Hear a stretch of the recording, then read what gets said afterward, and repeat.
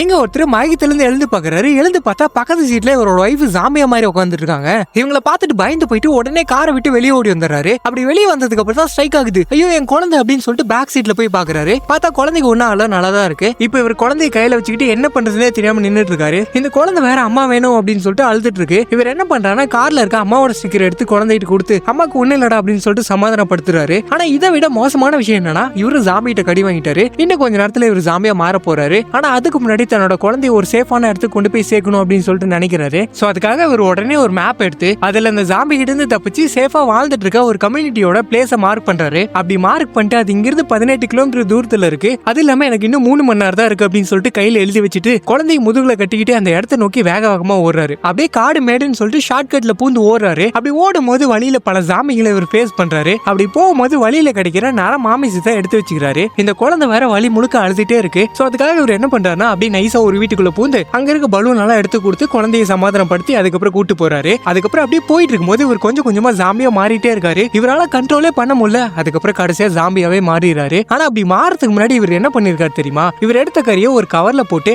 அதை குச்சில கட்டி முன்னாடி தொங்க விட்டு அதை ஃபாலோ பண்ணிட்டு இவர் போக வேண்டிய இடத்தை நோக்கி போறாரு. கடைசியா எப்படியோ ஒரு வழியா இவரு சேர வேண்டிய இடத்த வந்து சேர்ந்துடுறாரு. அப்படி இவர் அந்த ஏரியாக்குள்ள போன அடுத்த செகண்டே அங்க இருக்கவங்க இவரை ஷூட் பண்ணி கொண்டுறாங்க. அதுக்கப்புறம் ஒரு 3 பேர் வந்து செக் பண்ணி பாக்குறாங்க. அப்படி செக் பண்ணி பார்க்கும்போது ஆனா அதுல இருக்க ஒரு லேடி மட்டும் இவர் கையில எழுதி வச்சிருக்கிறது ஒரு குச்சில கறியை முன்னாடி கட்டி தொங்க விட்டுருக்கிறது இதெல்லாத்தையும் பார்த்துட்டு நீ என்னதான் பண்ணிட்டு இருந்திருக்க அப்படின்னு சொல்லிட்டு இவங்க பார்த்துட்டு அங்கிருந்து போறாங்க. அப்படி அவங்க போகும்போது அப்ப அந்த குழந்தையோட வாய்ஸ் கேக்குது. என்னன்னு பார்த்தா இவர் சேஃபா அந்த குழந்தைய பேக்ல போட்டு வச்சிருக்காரு. அது இல்லாம அந்த குழந்தையோட வயித்துல இவன் என்னோட பொண்ணு, இவளோட பேர் ரூஹி, இவளை நல்லா பாத்துக்கோங்க அப்படின்னு சொல்லிட்டு எழுதி வச்சிருக்காரு. சோ இதை பார்த்துட்டு இவங்க இந்த குழந்தைய டேக் கேர் பண்ணிக்கிறாங்க. சோ இந்த அப்பாவோட அன்பு உங்களுக்கு பிடிச்சிருந்துச்சு அப்படின்னா இந்த வீடியோவை லைக் பண்ணுங்க.